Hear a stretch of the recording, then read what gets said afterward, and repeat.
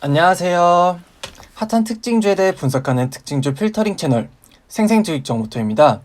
차트를 통해 기술적 분석을 하는 것이 아닌 장기적인 관점에서 기업 소개, 재무제표 분석, 호재 악재 등을 분석하여 투자할지 말지 고민되는 특징주를 걸러주는 역할을 합니다.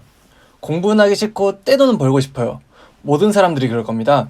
김프로님께서 말씀하셨는데 투자에 대해 공부한 사람이 결국 최후의 승자가 된다. 알고는 있지만 근데 공부하기 싫고 귀찮으실 겁니다. 여러분 대신 제가 공부해드리겠습니다. 물론 떼돈을 벌어드리겠습니다. 이런 말은 하지 않겠고요. 떼돈까진 아니어도 최소한 제가 돈 잃지 않으면서 투자하실 수 있도록 특징주들 잘 필터링해드리겠습니다. 오늘은 구독자분께서 분석 요청해주신 기업이자 장기적으로 지켜보면 괜찮을 만한 기업인 DPC에 대해서 분석해보겠습니다. 시작하겠습니다. 영상 시작하기 전에 구독과 좋아요 한 번씩만 부탁드릴게요. 영상 만드는데 정말 큰 힘이 됩니다. 빅히트는 작년 코스피에 상장하면서 아주 큰 이슈를 받았었죠. 그리고 말레이시아에서 탄생한 동남아판 우버, 그랩은 올해 미 증시에 상장을 앞두고 있습니다. 또한 대성헬텍이란 기업은 작년에 자율주행 관련주로 큰 이슈를 받았었고 최근에는 매각 소식이 들리면서 한동안 잠시 핫했던 기업입니다. 아까 봤던 기업들의 공통점은 사모펀드 회사인 스틱 인베스트먼트가 투자하거나 운영하는 회사라는 점입니다. 옆에는 스틱 인베스트먼트의 회장직을 맡고 있기도 하지만 DPC의 대표이사이기도 한 도용한 대표입니다. 현재 스틱 인베스트먼트의 지분 100%를 DPC가 가지고 있어서 스틱 인베스트먼트가 투자하는 회사가 이슈를 일으킬 때마다 DPC의 주가는 크게 움직입니다. 오늘은 DPC, 실질적으로는 스틱 인베스트먼트에 대해서 알아보겠습니다. DPC는 1982년 설립된 회사로 전자레인지용 고압 변성기와 에어컨용 인버터를 만드는 회사입니다. LG, 삼성, SK매직 등에 납품하고 있으며 특히나 전자레인지는 중국 및 동남아 등으로 시장이 확대되어 나가고 있다고 합니다. 하지만 이게 중요한 게 아닙니다. 연결 매출 기준 부문별 손익을 볼까요? 여기 제조를 보면 매출은 많이 일으키고 있지만 영업이익률이 낮아서 영업이익은 55억 정도입니다. 하지만 금융 부문은 335억 매출을 일으켰지만 영업이익은 133억입니다. 영업이익만 보면 제조가 차지하는 비중은 약 30%이고 금융 부문이 차지하는 비중이 70%입니다. DPC 전체적으로 보면 DPC 이외에도 여러 종속 회사들이 있습니다. 위에서부터 천천히 보면 산업용 고압 변성기와 인버터 등을 만드는 DPC의 말레이시아 법인, 그리고 밑에는 중국 법인 2개가 있습니다. 그리고 그 밑에는 금융을 담당하는 스틱 인베스트먼트와 스틱 벤처스가 있습니다. 전체적으로 보면 제조 부문이 매출액은 높지만 매출 원가도 높아서 이익이 크게 나지는 않습니다. 그에 반해서 스틱 인베스트먼트는 매출도 괜찮은데 여기서 일어나는 영업이익이 상당합니다. 탄탄한 DPC 위에서 스틱 인베스트먼트가 뛰어난 투자 운용을 통해서 더 많은 매출을 일으키고 있는 회사다 라고 보시면 쉬울 것 같고요. 어떤 분들은 이걸 또 다르게 말해서 DPC에 투자하는 것은 스틱 인베스트먼트에 투자하는 것이다 라고도 얘기하더라고요. 사실 DPC의 전자레인지 사업이 큰 장밋빛 미래를 그려지지가 않으니까 그렇게 말할 수도 있겠구나 싶습니다. 스틱 인베스트먼트에 대한 자세한 얘기는 이슈 부분에서 제대로 알려드리도록 하겠습니다. DPC 주가 분석해 보겠습니다. 오늘 장이 전체적으로 좋게 출발했는데 오후가 되면서 점점 흘러내리고 있습니다. DPC도 장이 좋았던 때에는 상승기류를 타고 있었으나 이게 점점 떨어지더니 제가 만들고 있는 시간 기준으로는 1.33% 하락한 11,150원입니다. DPC의 5년간 주가를 볼 텐데요. DPC 그리고 스틱 인베스트먼트도 꽤 오랜 기간 제조업과 사모펀드를 운영해왔지만 크게 눈에 띄진 않았습니다. 여기 보시면 주가도 크게 눈에 띄지 않고 계속 3,000원, 5,000원 박스권을 형성하고 있었죠. 하지만 2018년 말 DPC의 스틱 인베스트먼트가 빅히트에 투자를 한다는 소식이 들려왔고 주가가 한번 상승합니다. 그 뒤로 조금 잠잠해졌다가 2020년 들어서는 빅히트가 상장하기 전까지 BTS 수혜주로 꼽히면서 정말 미친 듯한 흐름을 보였습니다. 하지만 빅히트 주가도 흐르고 BTS도 조금 잠잠해졌습니다. 게다가 스틱이 빅히트 주식을 조금씩 매도를 하면서 DPC의 주가도 점점 떨어졌습니다. DPC 전자레인지 사업보다는 스틱 인베스트먼트의 투자 운용 소식에 맞춰서 주가가 올랐다 내렸다를 반복하고 있는데, 그럼 이게 장기적으로 오를 수 있을지에 대해서 알아보겠습니다. 그 전에 재무제표를 먼저 볼 텐데요. 재무제표는 크게 보기 위해서 연간으로 먼저 보고, 최근 상황을 보기 위해서 조금 있다가는 분기로 나눠서 보겠습니다. 먼저 연간 재무상태표를 볼 텐데요. 재무상태표를 보니 재고자산이 많지 않고 여기 밑에 보이는 투자자산이 훨씬 더 많습니다. 제조업을 하고 있는 기업이라고 보기보다는 사모펀드, 투자 운용에 초점이 맞춰진 회사로 보여집니다. 스틱 인베스트먼트의 경우에는 다른 곳에서 투자를 받아서 그 돈을 통해서 또 다른 곳에 투자를 하는 것이기 때문에 부채가 많이 필요하지도 않습니다. 부채 비율은 19년 말 기준으로 41.14%입니다. 아주 안정적인 부채 비율을 보이고 있는데요. 회사가 망할 리는 없어 보입니다. 연간 손익계산서에는 크게 눈에 띄는 것은 없습니다. 매출액이 꾸준히 늘고 있고 영업이익도 흑자입니다. 그리고 당기순이익 또한 마찬가지로 흑자입니다. 분기 재무상태표를 보면 재고자산은 크게 늘지 않았는데 투자자산은 꾸준히 늘어나고 있습니다. 부채 비율은 19년보다 조금 더 줄여서 2020년 3분기 기준으로는 부채 비율이 36.73%입니다. 적자 없이 계속 흑자를 내고 있으니까 여기 보이는 이익잉여금도 계속 쌓여나가고 있습니다.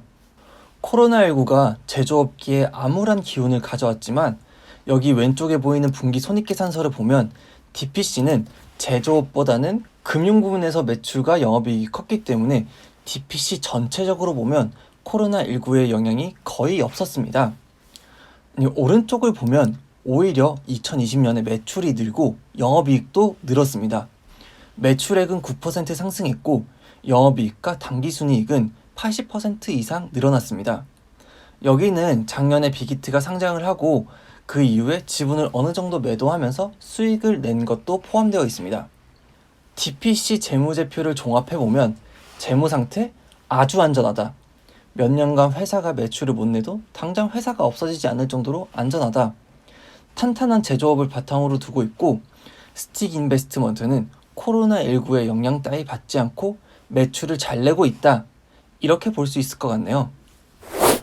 DPC 기업의 이슈를 분석해봐야 되는데 오늘은 DPC의 엑기스, 아니 실질적인 에이스 종속 회사 스틱 인베스트먼트에 대해서 전체적인 얘기를 하면서 호재와 악재 등을 분석해 보겠습니다.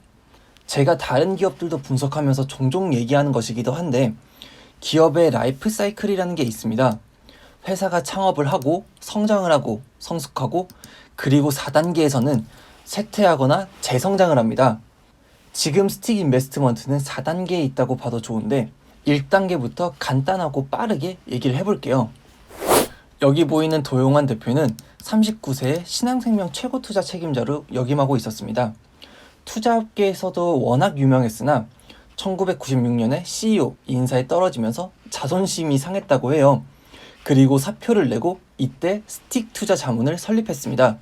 보험사 CIO 출신으로 리스크 관리에서 강점을 가지고 있었고 당시 IT 기업을 잠재력을 키우는 기회도 있어서 벤처 캐피탈을 시작을 했지만 이에 대한 개념이 시장에 없던 시절이었기 때문에 선뜻 투자를 받을 수 없었다고 합니다. 이 시기는 닷컴 버블 시기이기도 했는데 도영환 대표는 대기업이 생각이 났습니다.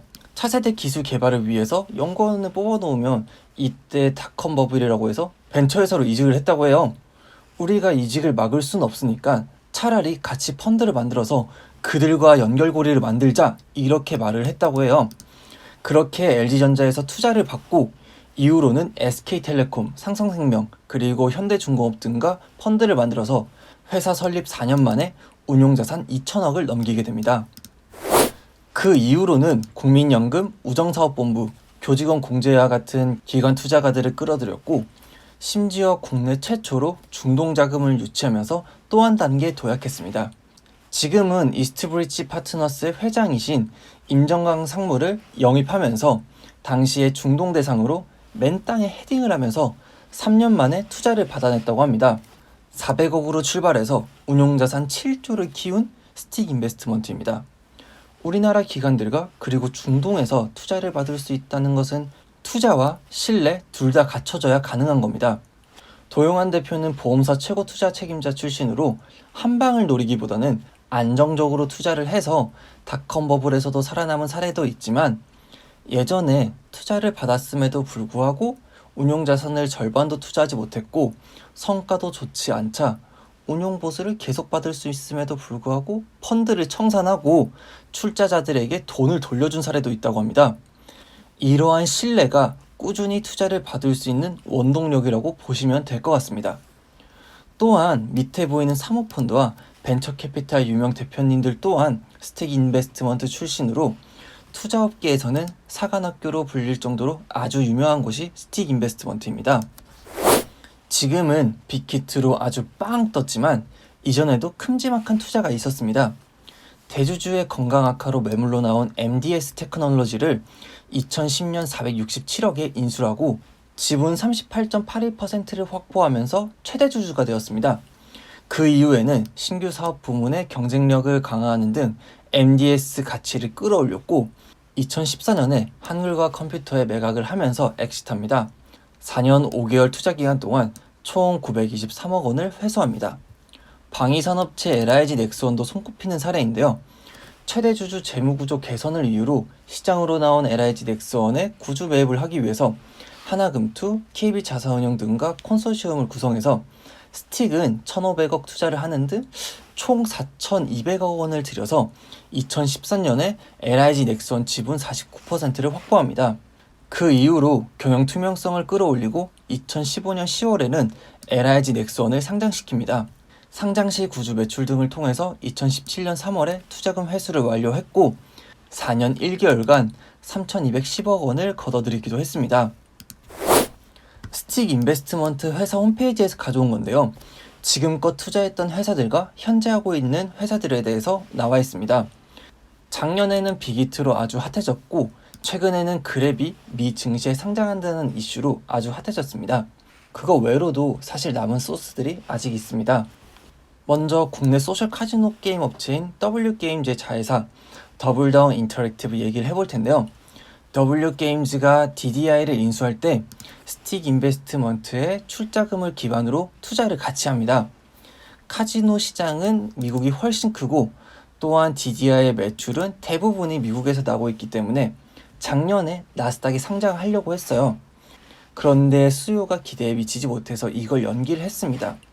하지만 더블다운 인터랙티브의 실적이 나아지면서 나스닥에 재도전할 거라는 얘기가 나오고 있습니다. 그렇다면 스틱 인베스트먼트 또한 많은 금액을 회수할 수 있겠죠. 다음으로는 한국콜마가 CJ 헬스케어를 인수하면서 이름을 바꾼 HK 이노엔에 대해서 얘기해 보겠습니다. 한국콜마가 2018년에 스틱 인베스트먼트, H&K 그리고 미래에셋운용과 함께 CJ 헬스케어를 인수해요. 여기에는 2022년까지 상장한다는 조건이 있기도 했고 현재 한국콜마가 재무 상황이 좋지 않아서 HK 이노엔의 상장으로 이를 낮출 수 있게끔 만들어야 합니다. HK 이노엔은 올해 상장 얘기가 나오고 있습니다. 그리고 한컴에는 한컴 라이프 케어라는 커다란 자회사가 있는데요. 여기도 스틱이 투자한 회사입니다. 한컴 라이프 케어도 올해 상장할 예정이라고 합니다. 찾다 보니까 진짜 엄청 많네요. 이외로도 최근에 인도, 중국, 동남아 지역에 많은 투자를 하고 있는데 구글이 직접 투자를 하면서 이슈가 됐던 기업인 인도판 배달의 민족, 던조도 눈에 띕니다. 도용환 대표가 회사를 만들고 많은 전문가들과 함께 잘 성장해왔고 성숙해왔습니다. 그리고 지금은 재성장을 바라보고 있다라고 봐도 좋을 정도인 것 같습니다. 스틱 인베스트먼트와 DPC가 합병을 추진한다는 얘기는 아주 오래전부터 나왔습니다. 2012년 기사인데요. DPC는 스틱의 지분 100%를 보유하고 있다. 합병 시기는 스틱의 펀드 설정 규모가 현재는 2조 5천억 수준인데 3조에서 4조로 늘어난 이유가 될 것으로 보인다 라고 합니다. 근데 이 규모는 이미 넘어섰긴 합니다. 그리고 2020년 초에는 DPC 사업 목적에 사모펀드 운용이 추가가 되면서 진짜 합병하나? 이런 얘기가 나왔습니다. 하지만 아직 된 것은 없고요. 합병을 이토록 기다리는 이유는 뭘까요? 먼저 해외 투자자를 유치해서 더 큰 자금으로 운용을 할 수 있습니다. 스틱 같은 경우에는 좋은 투자를 하는 것이 이미 확인이 되었으니 더 큰 자금으로 더 큰 수익을 낼 수 있을 거라는 희망이 담겨 있는 거겠죠. 그리고 우리나라 최초의 상장한 사모펀드라는 타이틀을 가질 수도 있습니다. 해외에는 사모펀드 운용사가 증시에 상장되어 있기도 합니다. 여기 보이는 KKR과 블랙스톤 그룹이 뉴욕 증시에 상장이 되어서 더 큰 규모로 운영을 하고 있습니다. 이러한 장점을 가질 수는 있겠죠. 하지만 DPC와 스틱의 합병은 아직은 얘기가 나오는 게 없고 조금 더 지켜봐야 될 것 같습니다. 오늘은 DPC, 그 중심에 있는 스틱 인베스트먼트에 대해서 알아봤는데요. 최근에는 자율주행 관련차로 떠오르는 대성 엘텍과 관련해서 이슈가 있기도 했지만 그게 아니더라도 더블다운 인터랙티브, HK 이노엔, 한컴 라이프케어의 상장 이슈가 오래 있으며 다른 기업들이 또 다른 이슈를 만들어낼 수도 있습니다. 하지만 빅히트와 그랩만큼 우리나라 사람들에게 크게 이슈가 된 기업들은 아니어서 지난번처럼 미친 듯이 주가가 뛰거나 그러지는 않을 것 같습니다. 그랩 얘기가 나와서 하는 말인데 DPC가 그랩에 2억 달러를 투자하면서 그랩 상장 소식이 나오자마자 DPC 주가가 올랐잖아요. 그러면서 와, 스틱 인베스트먼트 쩐다, 그랩에다가 투자를 해놨었네? 이랬는데 사실 현대자동차는 더 큰 금액을 그랩에 투자한 상태였고 여기 보시면 KB금융그룹, SK그룹, 네이버 엄청 많은 국내 기업들이 그랩에 투자를 했습니다. 이걸 보면 스틱의 그랩 지분은 많지 않을 것으로 예상됩니다. 스틱 인베스트먼트, DPC 좋은 소스들이 많은데 단기에 주가가 팍팍 뛰지 않을까? 하는 기대감으로 단기 투자하시는 것은 추천드리지 않습니다. 사실 아까 나왔던 투자 얘기들도 DPC의 단기간에 말도 안 되는 매출 성장으로 이어지지는 않을 겁니다. 하지만 스틱 인베스트먼트는 투자 운영에서 꾸준히 꽤 좋은 실적을 내고 있으며 이게 쌓이면서 장기적인 관점으로 봤을 때는 결론적으로 우상향 그래프를 그리지 않을까 싶습니다. 스틱 인베스트먼트가 투자하는 기업이 시장 참여자들에게 관심이 높은 기업이라면 단기간에 오르고 내리는 상황이 많을 것이라서 단타를 잘 하시는 분들이라면 단타를 하셔도 좋겠지만 아시죠? 단타에서 조져지는 것은 항상 저희인 거. 그러니 조금 천천히 스틱 인베스트먼트의 투자 현황을 팔로잉하면서 DPC 투자 기회를 찾아가는 것을 추천드립니다. 광풍에 흔들리지 마시기 바랍니다. 본 영상은 정보 제공용이며 투자는 본인의 책임입니다. 꼭 충분한 공부 투자하시길 바랍니다. 그럼 오늘은 여기까지 하겠고요. 영상 유익하셨다면 구독과 좋아요, 혹시 가능하시다면 알람 설정까지 해주시면 정말 감사하겠습니다. 여러분이 돈 잃지 않고 성공적으로 투자할 수 있도록 제가 대신 잘 분석해서 특징주 필터링하러 내일 다시 돌아오겠습니다. 감사합니다.